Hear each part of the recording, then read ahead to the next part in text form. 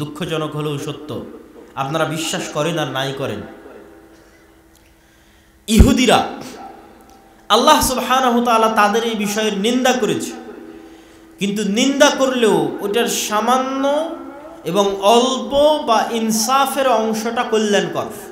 আল্লাহ কি নিন্দা করেছে কোরআনে ইহুদিদের? আল্লাহ নিন্দা করেছে যে ইত্তাখাযু আহবারাহুম ওয়া রুহবানাহুম আরবাবাম মিন দুনিল্লাহ, যে ইহুদিরা তাদের আলেম, তাদের রাবাই, তাদের পাদ্রীদেরকে আল্লাহ বানিয়ে নিয়েছে। আল্লাহ কোরআনে বলছেন ইহুদিরা তাদের রাবাই, তাদের পাদ্রী, তাদের আলেমদেরকে তাদের আল্লাহ রব বানিয়ে নিয়েছে। আজকেও যদি আপনি কোনো ইহুদি সমাজ ব্যবস্থা দেখেন, একটা ইহুদি যদি রেস্টুরেন্টে যান, তাহলে রেস্টুরেন্টে চাকরির জন্য কয়েকটা পদ আছে।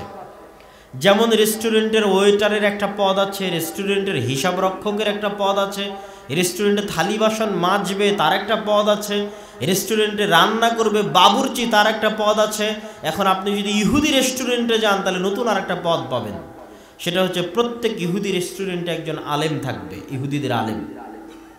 ওই ইহুদির আলেমের হাত দিয়ে প্রথম চুলাটা জ্বলবে, ওই ইহুদি আলেমের হাত দিয়ে জবাই হবে, ওই ইহুদি আলেমের হাত দিয়ে রান্নার স্টার্টিংটা হবে।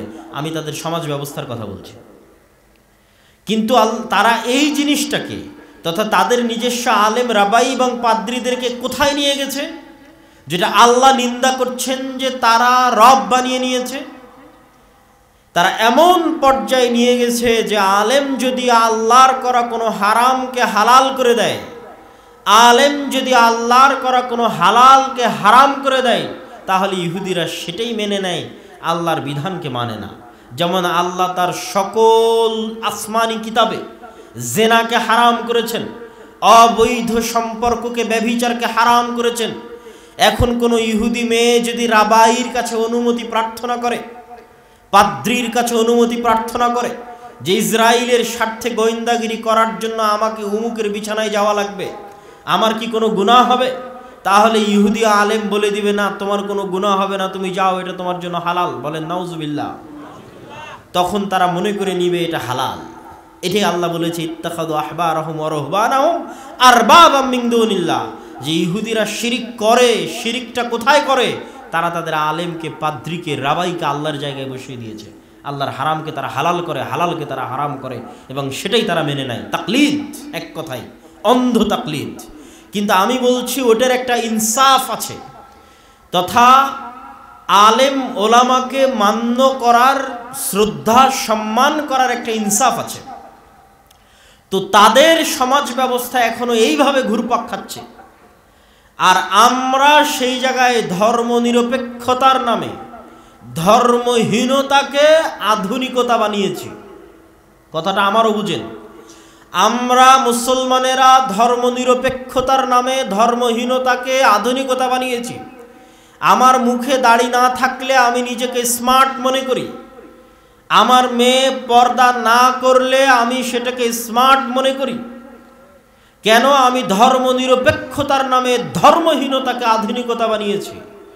আর ইহুদিরা আরো শক্ত করে, আরো কঠোরভাবে, আরো শক্ত করে তাদের দ্বীনকে শক্ত করে আঁকড়ে ধরেছে।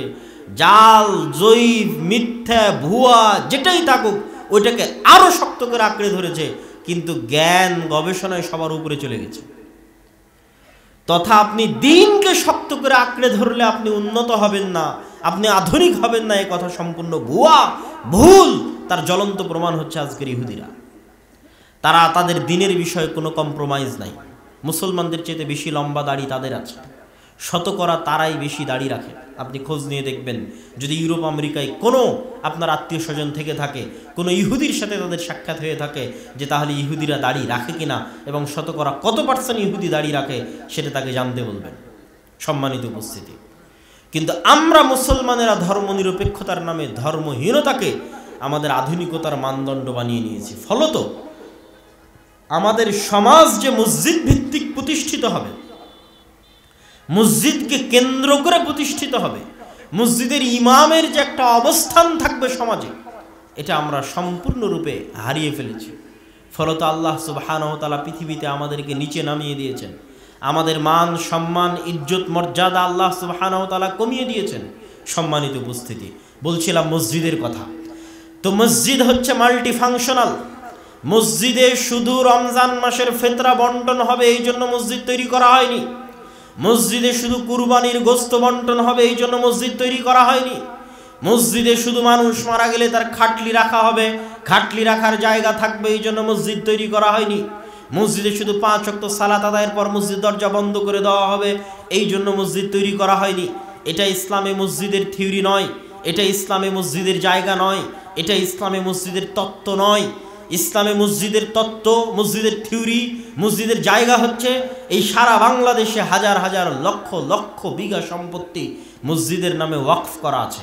সেটা তো আজ থেকে 200, 250, 300 বছর আগে সমগ্র ভারত, বাংলাদেশ, পাকিস্তানের 5 ভাগের 1 ভাগ সম্পত্তি মসজিদ মাদ্রাসার নামে ওয়াকফ করা ছিল। সমগ্র ভারত, পাকিস্তান, বাংলাদেশকে 5 ভাগ করলে তার 1 ভাগ যত লক্ষ বিঘা সম্পত্তি হবে তত লক্ষ বিঘা সম্পত্তি পাক ভারতে মুসলমানদের মসজিদ মাদ্রাসার নামে ওয়াকফ ছিল, যেটা ব্রিটিশরা লাখেরাত সম্পত্তি বাজেয়াপ্তকরণের নামে মুসলমানদের কাছ থেকে ছিনিয়ে নিয়েছিল। তাহলে আজকে যে শত শত বিঘা সম্পত্তি মসজিদ মাদ্রাসার নামে ওয়াকফ আছে, এগুলো ওই লাখেরাত সম্পত্তি বাজেয়াপ্ত হওয়ার পরের, মানে এগুলো 150-200 বছরের বেশি এগুলোর বয়স নয়। এখন মসজিদ মাদ্রাসার নামে যা জমি জায়গা আছে এগুলোর বয়স 50 বছর, 100 বছর, 150 বছর, 200 বছর।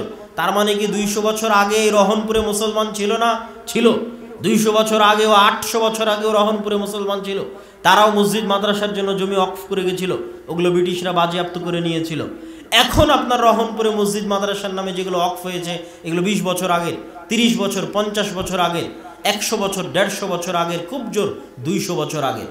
বলছিলাম এই সমগ্র বাংলাদেশে যত বিঘা সম্পত্তি মসজিদের নামে ওয়াকফ করা আছে এবং যত মসজিদ এই সম্পত্তির উপর বিল্ডিং আকারে প্রতিষ্ঠিত আছে, এত মসজিদ এবং এত সম্পত্তি যদি আপনি আজকে কোনো খ্রিস্টান মিশনারিকে দিয়ে দেন, আপনি আজকে ব্রাককে দিয়ে দেন, বা যে কোনো প্রকার বিদেশি বেসরকারি এনজিও সংস্থাগুলোকে দিয়ে দেন, এই নাও এত লক্ষ বিঘা সম্পত্তি তোমার নামে থাকলো, আর এই যে এতগুলো বিল্ডিং তোমার নামে থাকলো, তাহলে তারা 24 ঘন্টার মধ্যে এদেশে শিক্ষার বিপ্লব ঘটাতে পারবে। তাদের শিক্ষার এটা সক্ষম, তারা করছে। গোটা বাংলাদেশে ব্রাক 25 থেকে 30 হাজার স্কুল পরিচালনা করে, অথচ ব্রাকের নামে 1 ছটাক জমি মানুষের ওয়াকফ করা নাই। তাহলে ব্রাক মানুষের জমি ভাড়া নিয়ে ভাঙ্গা বেড়া ভাঙ্গা টিনে আপনার সন্তানকে শিখাবে, এই গরজ তার, এই জন্য সেই স্কুল পরিচালনা করছে। এখনও এদেশের সর্বশ্রেষ্ঠ স্কুল খ্রিস্টান মিশনারি বা খ্রিস্টান যারা আছে তারাই পরিচালিত করে থাকে। শিক্ষার গুরুত্ব, শিক্ষার মর্যাদা, শিক্ষার প্রয়োজনীয়তা এখনও তাদের কাছে আছে, এবং তাদের যেটা আলটিমেট গোল, সর্বশেষ তাদের যেটা টার্গেট, সেটা হচ্ছে সন্তান আপনি জন্ম দিবেন আর আপনার সন্তানকে শিখাবে ইবলিস। সন্তান আপনি জন্ম দিবেন আর আপনার সন্তান যে সিলেবাস পড়বে ওই সিলেবাস প্রণয়ন করবে ইবলিস। ইবলিসের সবচেয়ে বড় চেষ্টা হচ্ছে আদম সন্তানকে নিচে নামানো। আদম সন্তানকে নিচে নামাতে গিয়ে, আদম সন্তানের মান সম্মান অপমানিত করতে গিয়ে ইবলিসের সবচেয়ে বড় টার্গেট হচ্ছে আদম সন্তানের চারিত্রিক বিকৃতি ঘটানো, আত্মপরিচয়ের বিকৃতি ঘটানো। এই আত্মপরিচয়ের বিকৃতি ঘটাতে গিয়ে পাশ্চাত্য সমাজে সিলেবাসের অন্তর্ভুক্ত করা হয়েছে। একটা বাচ্চাকে ছোটবেলায় পড়ানো হয় যে তুমি ছেলে কি মেয়ে এই সিদ্ধান্ত নেওয়ার স্বাধীনতা তোমার। তুমি যদি মনে করো আমি ছেলে তাহলে তুমি ছেলে, তুমি যদি মনে করো যে না আমি ছেলে না আমি মেয়ে তাহলে তুমি মেয়ে।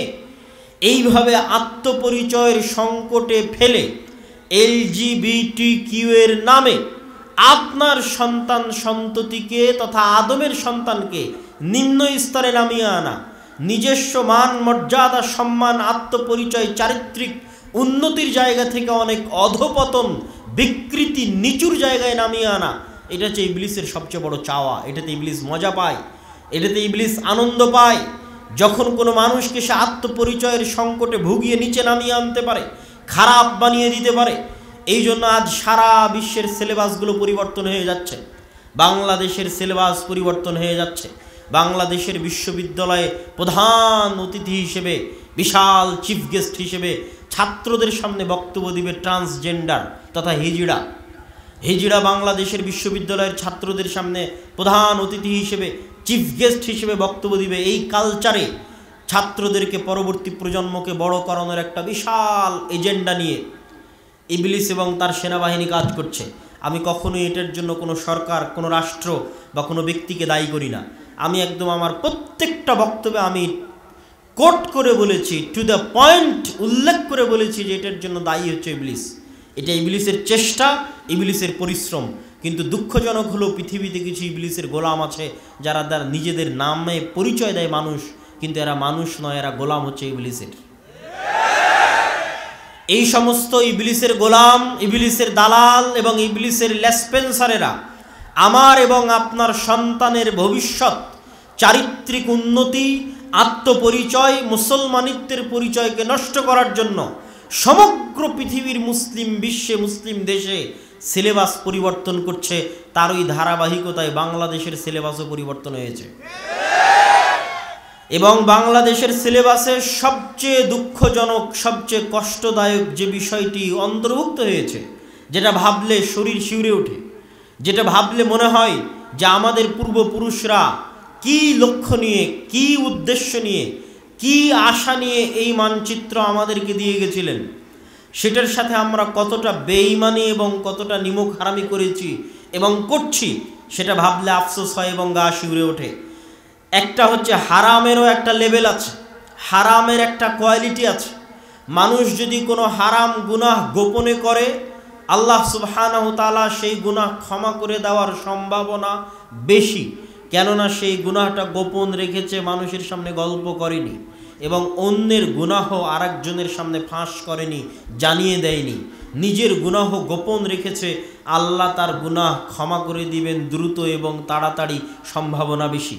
কিন্তু মানুষ যদি গুনাহ প্রকাশ্যে করে, আলানিয়াহ করে, এবং শুধু প্রকাশ্যে নয়, সেই গুনাহকে যদি মানুষ সিলেবাসের অন্তর্ভুক্ত বানিয়ে দেয় যে প্রত্যেক মুসলমানের সন্তানকে স্কুলে ভর্তি হওয়া মানেই তাকে নাচ শিখতে হবে, প্রত্যেক মুসলমানের সন্তান স্কুলে ভর্তি হওয়া মানেই তাকে গান শিখতে হবে, এই যে একটা গুনাহকে সমাজের এমন একটা লেভেলে নিয়ে যাওয়া, যে একটা সিলেবাসের অন্তর্ভুক্ত করে দেওয়া প্রকাশ্যে আলানিয়া, এটা আল্লাহ সুবহানাহু তাআলার গজব আসার কারণ এবং মাধ্যম হয়ে যেতে পারে।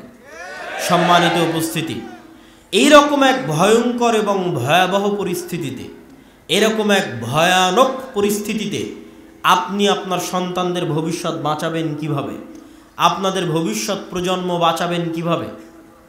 আপনাদের মনে রাখতে হবে, আমাদের আদি পুরুষ, আমাদের বাপ দাদা যারা চলে গেছেন আজ থেকে 100 বছর আগে, 150 বছর আগে, ব্রিটিশরা যখন এদেশের শিক্ষা ব্যবস্থা তাদের হাতে নিয়ে নিয়েছিল, তখন তারা আমাদের পরবর্তী প্রজন্মকে রক্ষার জন্য মক্তব গড়ে তুলেছিলেন, মসজিদগুলোকে দুর্গ হিসেবে কাজে লাগিয়েছিলেন।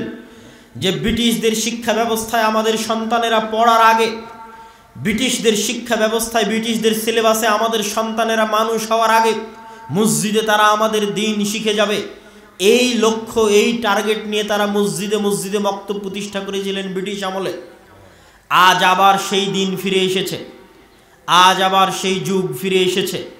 আজ যদি আপনারা মসজিদে মসজিদে মক্তব প্রতিষ্ঠা না করেন, প্রত্যেক মুসলমানের সন্তানের মৌলিক দ্বীন শিক্ষার ব্যবস্থা নিশ্চিত না করেন, আমি মনে করি এটা এখন ফরজ।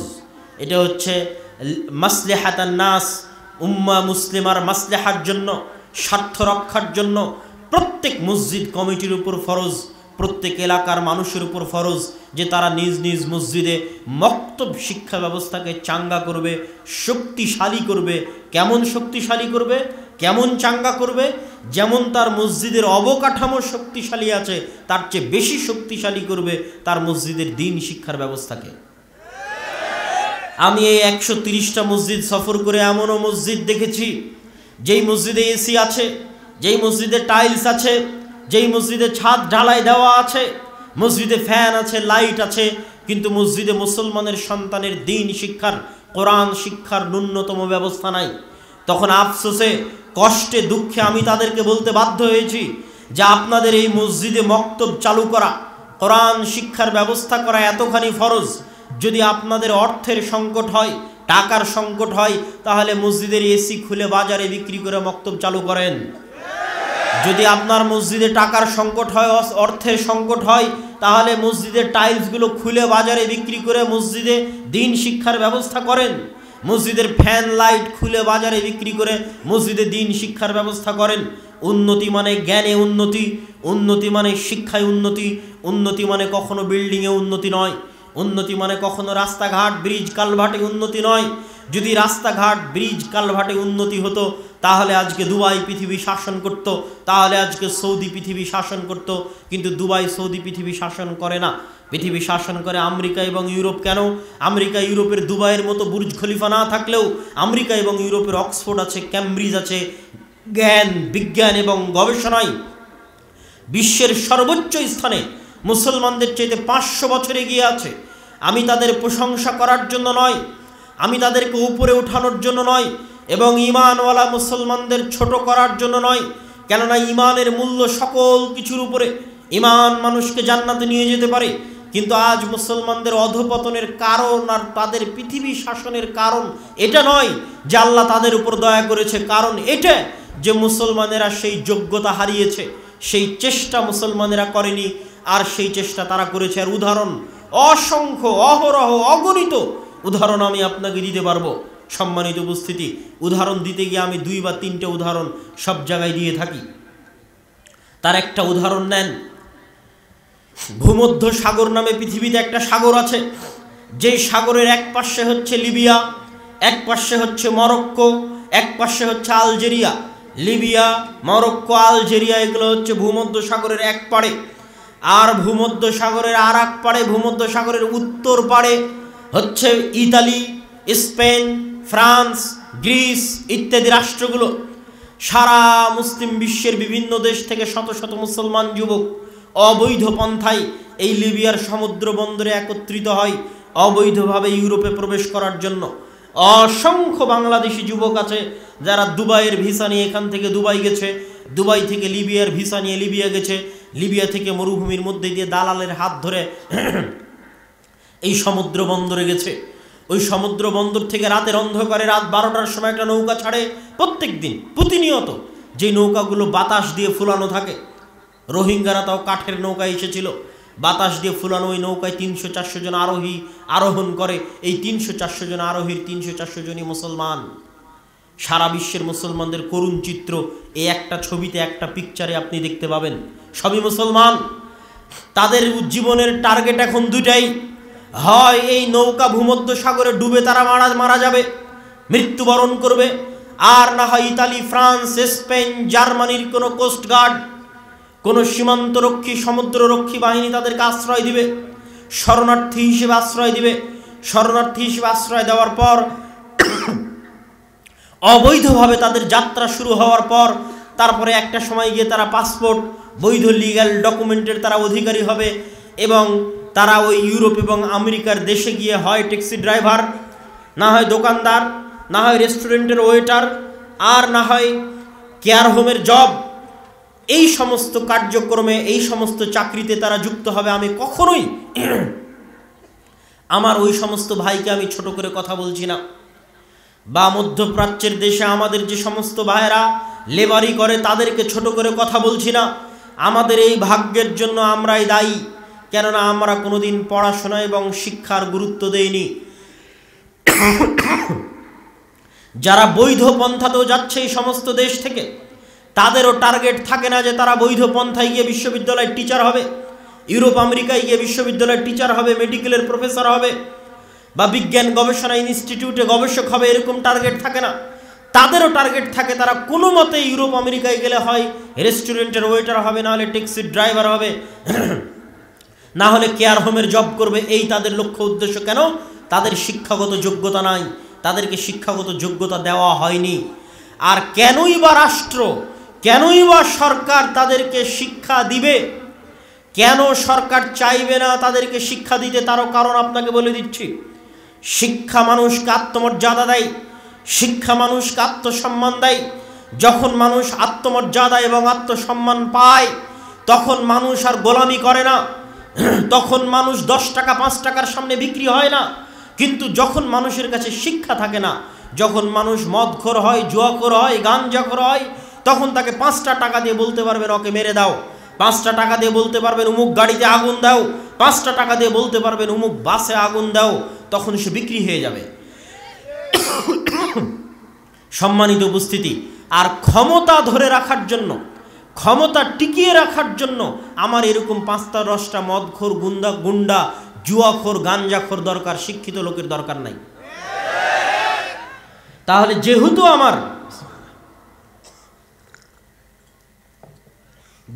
আমার ক্ষমতা টিকিয়ে রাখার জন্য মদখোর, জুয়াখোর, গাঞ্জাখোরের দরকার, গুন্ডার দরকার, তাহলে কেন আমি আপনাকে শিক্ষিত করব? কেন আমি আপনাকে উচ্চ শিক্ষায় শিক্ষিত করে আমার ক্ষমতাকে হুমকির মুখে ফেলে দিব? এটা কখনোই এই তৃতীয় বিশ্বের দেশের রাষ্ট্রপ্রধানেরা কখনোই চায় না।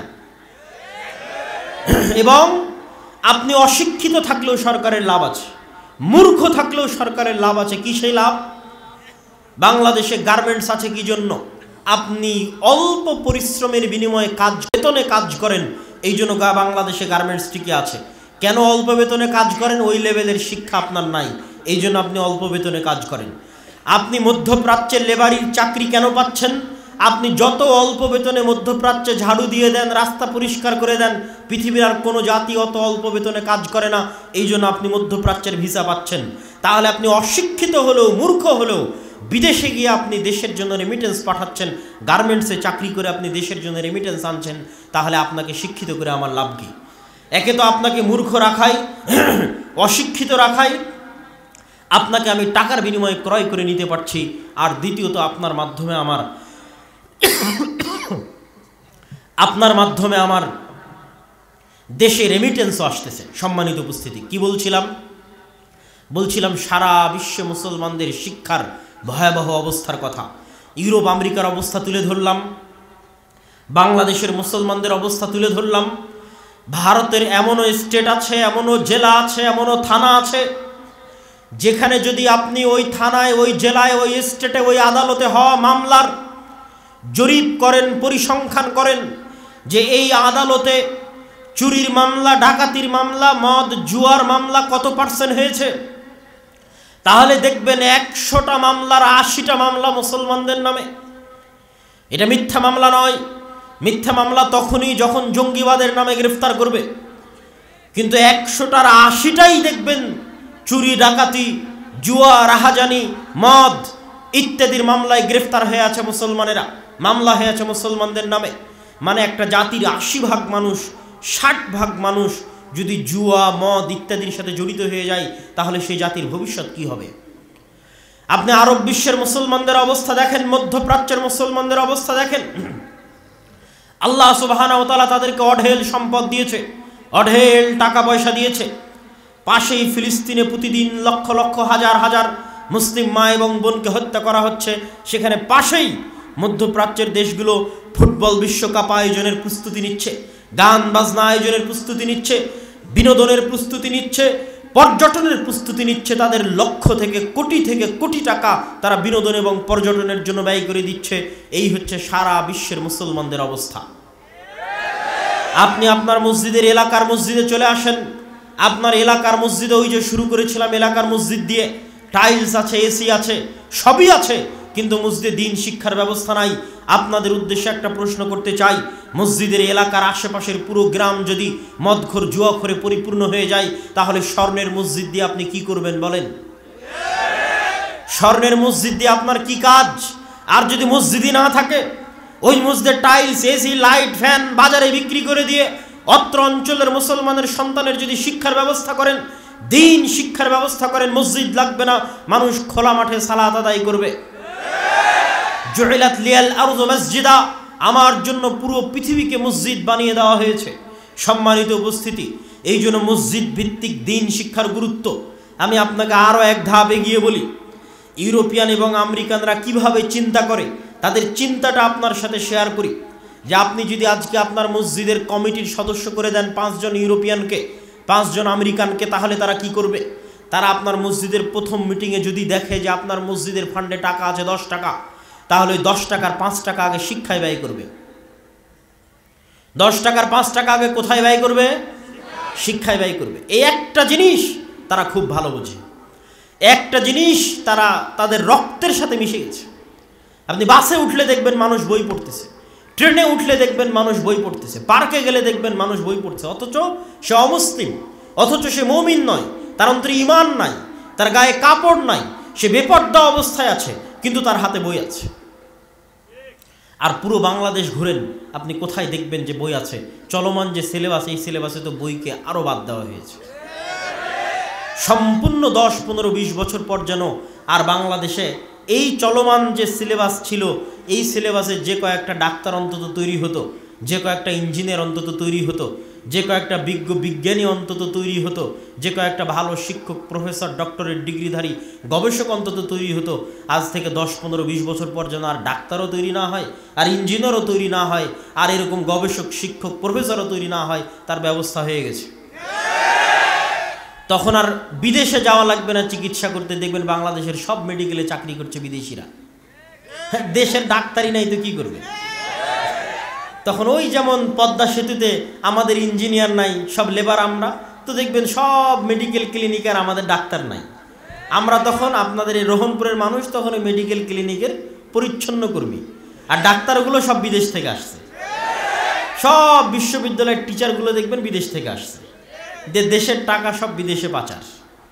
তো 10, 15, 20 বছর পরে এই যে চলমান যে সিলেবাস, এই সিলেবাস চলতে থাকলে আর ওইভাবে আমাদের যতটুকু অন্তত শিক্ষার জায়গা ছিল, উন্নয়নের জায়গা ছিল, সেটিও আমরা হারিয়ে ফেলব। সম্মানিত উপস্থিতি, বলছিলাম আমরা তো আর সামগ্রিক পরিবর্তনটা করতে পারবো না দেশের, সেই সক্ষমতা, সেই সাধ্য আল্লাহ সুবহানাহু ওয়া তাআলা আমাদের দেয়নি, কিন্তু আমরা আমাদের জায়গা থেকে দিনের লেভেলটা অন্তত আমাদের সন্তানকে দিতে পারবো। এই জন্য আপনাদের সংকল্প হতে হবে, দৃঢ় সংকল্প হতে হবে, একজন মুসলমানের সন্তানও যেন এই বছর থেকে, আগামী বছর থেকে, জানুয়ারি থেকে স্কুলের বারান্দায় ততক্ষণ পর্যন্ত পা দিবে না যতক্ষণ না তার মসজিদে মক্তবের সিলেবাস কমপ্লিট না করেছে। এই সংকল্প, এই দৃঢ় চেতনা আপনাকে এখান থেকে নিয়ে বিদায় নিতে হবে। দেশকে স্বাধীন রাখার জন্য আপনাদের বাপদাদারা ব্রিটিশ আমলে এই চিন্তা তাদের মাথায় এসেছিল, তারা মসজিদকে কাজে লাগিয়ে আমাদের দিনকে, আমাদের ধর্মকে সুরক্ষিত করেছে। আজ স্কুলের সিলেবাস যেই জায়গায় গেছে, আপনার সন্তানের দিন এবং পরবর্তী ভবিষ্যৎ প্রজন্মকে বাঁচাতে, দেশকে বাঁচাতে, দেশের ভবিষ্যৎ জাতিকে বাঁচাতে মসজিদ ভিত্তিক দিন শিক্ষার বিকল্প নাই। আর মসজিদ ভিত্তিক দিন শিক্ষার লক্ষ্যে যদি শুধু আপনি মসজিদে কোরআন শিক্ষা দেন তাহলে হবে না। মসজিদে কোরআন শিক্ষার পাশাপাশি মৌলিক দিন শিক্ষার ব্যবস্থা রাখতে হবে। আমি আমার বক্তব্য আপনাদেরকে আরও কিছুক্ষণ বক্তব্য দীর্ঘায়িত হবে, আপনারা এলোমেলো বা উঠে যাওয়ার চেষ্টা করবেন না। তবে বক্তব্যের এই পর্যায়ে আমি একটু আহ্বান জানাবো, যারা স্বেচ্ছাসেবক আছে তারা যদি অত্র প্রতিষ্ঠানের সহযোগিতার জন্য, অত্র প্রতিষ্ঠানের দানের জন্য, আপনারা যারা এখন উপস্থিত জনগণ আছেন তাদেরকে আমি উদাত্ত আহ্বান জানাবো, বক্তব্যের মধ্যে একটু বিরতি দিয়ে আমার বক্তব্য কন্টিনিউ করতে থাকবো ইনশাল্লাহ। অত্র প্রতিষ্ঠানকে সহযোগিতা করার লক্ষ্যে অত্র বিশাল ইসলামী সম্মেলন, সকল বক্তাকে ঢাকা থেকে আনতে হয়েছে। আমরা তো প্রোগ্রাম আয়োজন করি, আমরা বুঝি আসলে একটা প্রোগ্রাম আয়োজন করতে কেমন খরচ, আর কেমনই বা কষ্ট, আর কেমনই বা টেনশন। তো আজকে এখানে যতগুলো বক্তা এখানে যাদেরকে নাম দেওয়া আছে, প্রায় সবাইকে ঢাকা থেকে আনতে হয়েছে, মানে সবাইকে বিমানের টিকিট দিতে হয়েছে। সবাইকে বিমানের টিকিট দিতে হয়েছে মানে অনেক অর্থের ব্যাপার।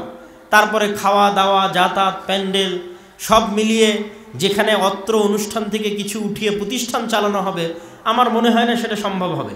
তো তারপরেও যদি আপনাদের পক্ষে সম্ভব হয়, অত্র প্রতিষ্ঠানকে সহযোগিতা করার লক্ষ্যে আপনারা আপনাদের সহযোগিতার হাত বাড়িয়ে দিবেন। আমি স্বেচ্ছাসেবকদের ভিতরে যাওয়ার অনুরোধ জানাচ্ছি, জানিয়ে আমি আমার বক্তব্য সামনে আগাচ্ছি। আমার বক্তব্যের এই পর্যায়ের অংশ হচ্ছে মসজিদ ভিত্তিক দিন শিক্ষা মানে শুধু কোরআন নয়। শুধু কোরআন শিখিয়ে আপনি আপনার বাচ্চাকে পরিপূর্ণ দিন শিখাতে পারবেন না। পুরো মক্তবের একটা প্যাকেজ সিলেবাস থাকতে হবে, যে প্যাকেজ সিলেবাসের মধ্যে আপনার সন্তান কোরআনও শিখবে, আপনার সন্তান দিনের মৌলিক জ্ঞানও শিখবে। এবং আলহামদুলিল্লাহ আমরা জামিয়া সালাফিয়ার পক্ষ থেকে দাওয়া ইলাল্লাহর পক্ষ থেকে মক্তবের জন্য প্রাথমিক সিলেবাস আমরা আপনাদের সামনে নিয়ে এসেছি, যার উপর আমাদের শিক্ষক ট্রেনিংও শুরু হচ্ছে আগামী 16ই ডিসেম্বর থেকে। এই দুটো বই আমি আপনাদের দেখিয়ে বলতে চাই। একটি হচ্ছে উসমানী কায়দা।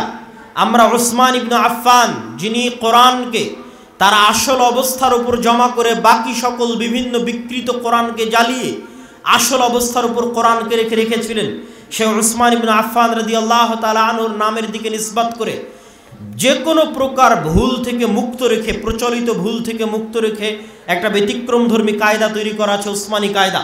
এই কায়দা আপনারা যদি অ্যাপসেও যান, তাহলে দাওয়া ইলাল্লাহর অ্যাপসে গেলে এই কায়দার উচ্চারণও আপনারা পাবেন। আর এই কায়দার উপর ট্রেনিংও হবে আগামী 16 তারিখ থেকে, বিভিন্ন মক্তবের শিক্ষক মণ্ডলীর ট্রেনিং হবে। আর মৌলিক দিন শিক্ষার জন্য আদর্শ শিক্ষা নামে একটি বই আছে। এই দুটি বই আপনারা আমাদের স্টলে পাবেন, সামনে হাতের ডানে। সম্মানিত উপস্থিতি, বলছিলাম আপনাদেরকে আমি বক্তব্য সামনের দিকে এগিয়ে নিয়ে যাওয়ার জন্য বলতে চাচ্ছি, মসজিদ ভিত্তিক দিন শিক্ষার, মসজিদ ভিত্তিক কোরআন শিক্ষার সবচেয়ে বড় শত্রু কে বলেন তো? একটু জোরে বলেন তো কে? ইবলিস। মসজিদ ভিত্তিক দিন শিক্ষা, মসজিদ ভিত্তিক কোরআন শিক্ষার সবচেয়ে বড় শত্রু হচ্ছে ইবলিস। কেন আমি ইবলিসকে বললাম সবচেয়ে বড় শত্রু, তার দলিল এবার আপনাদের সামনে পেশ করি। আল্লাহ সুবহানাহু ওয়া তাআলা পবিত্র কোরআন মাজিদে বলছেন, আউযু বিল্লাহি মিনাশ শাইতানির রাজিম ফাস্তাইজ বিল, তোমরা পরিত্রাণ প্রার্থনা করো আল্লাহ সুবহানাহু তাআলার নিকটে। কি থেকে পরিত্রাণ চাইবে? মিনাশ শাইতানির রাজিম, বিতাড়িত শয়তান থেকে। লক্ষণীয় হচ্ছে আল্লাহ সুবহানাহু তাআলা এবং তার রাসূল অন্য সকল কাজে বিসমিল্লাহ দিয়ে শুরু করার আদেশ দিয়েছেন। সকল কল্যাণকর কাজ বিসমিল্লাহ দিয়ে শুরু করার আদেশ দেওয়া হয়েছে, কিন্তু কোরআন শুরু করতে বলা হয়েছে কি দিয়ে? শয়তান থেকে পরিত্রাণ চেয়ে কোরআন শুরু করতে বলা হয়েছে। আপনারা আজকে যারা এখানে যতজন উপস্থিত হয়েছেন, যতদূর পর্যন্ত মাইকের আওয়াজ যাচ্ছে, যত মা বোন রাস্তাঘাটে চলাচল করছেন, সকলের উদ্দেশ্যে জিজ্ঞেস করতে চাই, সর্বশেষ কতদিন থেকে আপনি কোরআন পড়েননি? সর্বশেষ কতদিন যাবৎ আপনি কোরআন হাতে নিয়ে দেখেননি? ইসআলু আনফুসাকুম, নিজেকে জিজ্ঞেস করে দেখেন। আর প্রশ্ন করেন, যতদিন থেকে আপনি কোরআন হাতে নিয়ে দেখেননি, পড়ে দেখেননি, ততদিন থেকে শয়তান আপনাকে কোরআন হাতে নিতে দেয়নি। আপনার বাড়িতে যতদিন থেকে কোরআন তেলাওয়াত হয় না, লাস্ট যতদিন থেকে আপনার বাড়িতে কোরআন তেলাওয়াত হয় না, ততদিন থেকে ওই বাড়িতে শয়তান কোরআন তেলাওয়াত করতে দেয়নি। কোরআনের সবচেয়ে বড় শত্রু হচ্ছে শয়তান। আর শয়তান কোনো কাল্পনিক চরিত্র নয়, শয়তান একটা বাস্তব চরিত্র।